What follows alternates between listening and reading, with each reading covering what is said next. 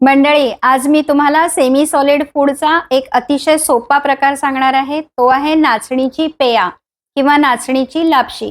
आयुर्वेदामध्ये त्याला पेया असं म्हटलं जातं. तर ही नाचणीची पेया आपण पाहू कशी करायची आहे. तर नाचणीची पेया करण्यासाठी एका भांड्यामध्ये 1 चमचा तूप घ्यायचं. त्यामध्ये 2 चमचे नाचणीची पूड घालायची, पावडर घालायची. ते छान भाजून घ्यायचं आणि खमंग वास आला की गॅस बंद करायचा. त्यामध्ये तुम्ही अर्धा कप त्यानंतर पाणी घालायचं. पाणी घातलं की ते घोटून घ्यायचं, म्हणजे नाचणीचे गुठळ्या होणार नाही. ती छान अशी एकजीव होईल. ती थोडीशी नंतर शिजवून घ्यायची. थोडी शिजत आली की त्यामध्ये अर्धा कप दूध घालायचं.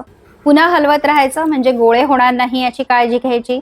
त्यामध्ये चवीपुरतं मीठ, चवीपुरतं जिरेपूड घालायची आणि वरून काजू आणि बदाम हे ड्रायफ्रुट्स घालायचे. थोड्या वेळ शिजू द्यायचं आणि नंतर छान बाउलमध्ये ओतून घ्यायचं. तुम्हाला गरम आवडत असेल तर गरम खा किंवा थोडा वेळ थंड होऊ द्या. उन्हाळ्याच्या दिवसामध्ये आपल्याला थंड घ्यावंसं वाटतं, तर अशा वेळेस थोडंसं गार झाल्यानंतर ही नाचणीची पेया जर तुम्ही घेतली तर ही अतिशय पौष्टिक आहे. नाचणी ही थंड असते, पित्तशमन करणारी असते आणि ऊर्जा देणारी आहे, कारण नाचणीमध्ये कॉम्प्लेक्स कार्बोहायड्रेट्स असतात. नाचणीचा ग्लायसेमिक इंडेक्स सुद्धा कमी आहे. त्याच्यामुळे नाचणीमुळे तुमच्या शरीरामध्ये शुगर वाढणार नाही आणि तुमचं वजनही नियंत्रित राहील. असा हा हलका फुलका ब्रेकफास्ट जर तुम्ही केला तर निश्चितच तुमच्या वजनावर कंट्रोल राहील.